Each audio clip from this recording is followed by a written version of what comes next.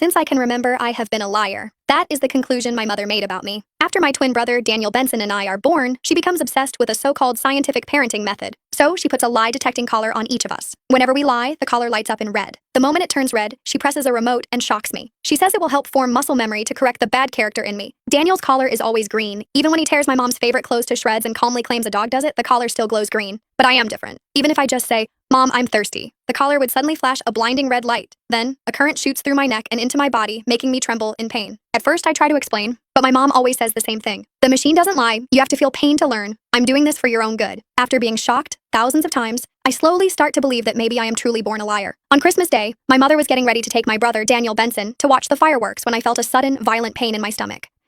I curled up on the floor, breaking out into a cold sweat.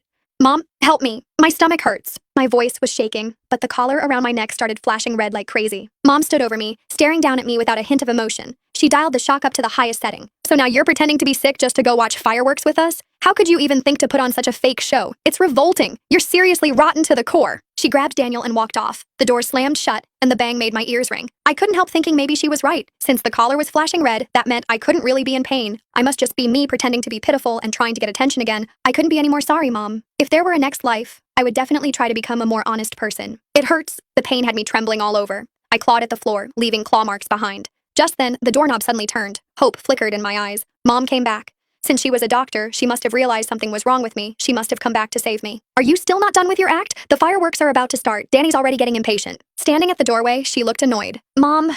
Using the last bit of strength I had left to speak, I reached a hand out toward her. "It really hurts. Feels like my intestines are being torn apart." She glanced at the wildly flashing red light on my collar before crouching beside me. Grabbing my chin, she angrily snapped, "Irene Benson, how long are you going to keep this up? Lying has become a habit for you, hasn't it? Stay here and reflect on yourself." Dad's voice came from the doorway. "Honey, hurry up. The fireworks show is about to start. Irene will be staying at home, right? Should we leave her some food?"